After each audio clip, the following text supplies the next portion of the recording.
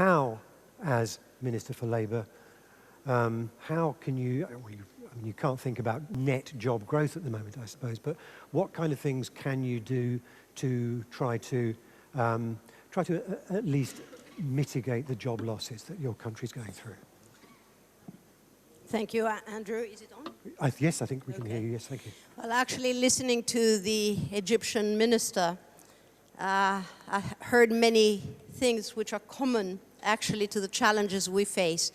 And little did I know in my career that I would have the sense that we are all, again, in the same boat, both developed and developing countries and emerging economies, trying to tackle three challenges at once. A fiscal consolidation challenge, resuming growth and restructuring an economy, especially spurring investment and exports, and maintaining social solidarity, social justice, protecting the most vulnerable. And these are Herculean tasks, especially when the instruments are few. And we all face, actually, many of the similar challenges. And the most important one... Greece have fewer than most people, don't you? Exactly, because we are in the Eurozone, so we cannot use the exchange rate. The debt management issues are very much part of the Eurozone agenda. And so we have even fewer instruments than many of our Latin American or other emerging economies. So what can you do, and what have we tried to do? First of all, before I go into that, let me just say that probably the most important challenge is political legitimacy and maintaining political legitimacy as you go through this program. And this is essential to be able to go forward and produce results.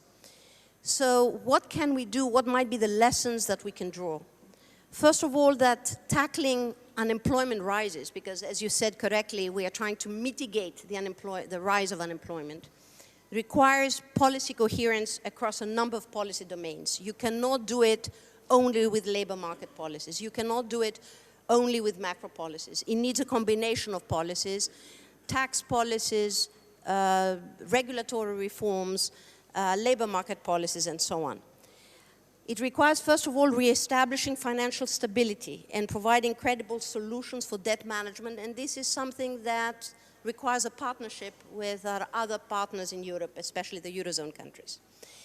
It requires providing liquidity to the SME sector. I heard the minister speaking about that, because it's the SME sector which are job providers, and they are shut off from credit. They are the first ones to be shut off from credit.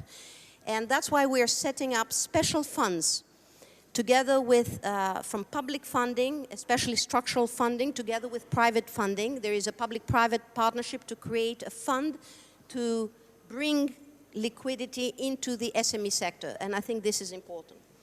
Thirdly, to share the burden of adjustment as equally as possible, especially mitigating the wage losses and the pension losses, and putting the burden on expanding the tax base, tackling tax evasion, which is rampant, using e-governance to cut down expenditures in many, especially in services. For example, we've managed in less than 6 months through electronic prescriptions to cut expenditures in the health sector by about 50%, which is important.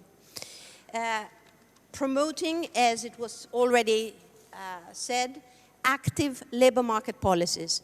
And we are fortunate to have structural funds from the EU to be able to fund these policies, which include a range of programs from on-the-job training to community work. That's something extremely important right now, putting unemployed people directly into the work and shifting all the instruments we have from unemployment compensation into subsidizing job retention and job creation. For example, we are subsidizing right now social security contributions from many enterprises to retain workers for the next 24 months. And finally, we are also moving into the third pillar of the economy, the social economy and social entrepreneurship, supporting social enterprises to be created by 5 to 7 people, creating a social economy fund that funds directly, that provides microcredit and microloans to social enterprise. And this is something which in many developed countries, such as Denmark and Holland and so on, is a job-creating sector. In the Mediterranean, in our country, we never had that experience. So this is a way we're moving forward. It's not easy, but from the results we have so far, the unemployment rate would have been about 4 percentage points higher had we not had these these programs and these incentives. Finally, we are revising all the social transfer mechanisms we had. Even though we've been spending a lot on social transfers in Greece, we used to have one of the most ineffective social transfer mechanisms, reducing poverty only by 3 percentage points before and after the social transfers. So in collaboration with the OECD and other institutions, we are re-evaluating all social transfers so that we can target those who are really in need and actually focusing and channeling the funds available to those most in need. Very briefly, yeah. You're doing all this in the context of this fiscal consolidation. Right. Are you going too fast with that? Well, this was an explicit decision to front-load the adjustment, so that most measures we've managed in 1 year, the first year in 2010, to cut the fiscal budget deficit by 5 percentage points of GDP, which is unprecedented. And even more in structural terms, wasn't it? And it was about 7 percentage points in the first year. Last week, we've presented to Parliament a medium-term plan going up to 2015, actually producing, again, cuts of about 28 billion. So it's an unprecedented fiscal retrenchment program, which is necessary, but as I hope I said, not sufficient. We need to be able to resolve a number of issues at the same time, and especially to keep up the momentum, we need to maintain this policy coherence, and we need the solid support of our partners in Europe so that we can resolve the issues that Europe has to resolve at the same time so that we can move ahead.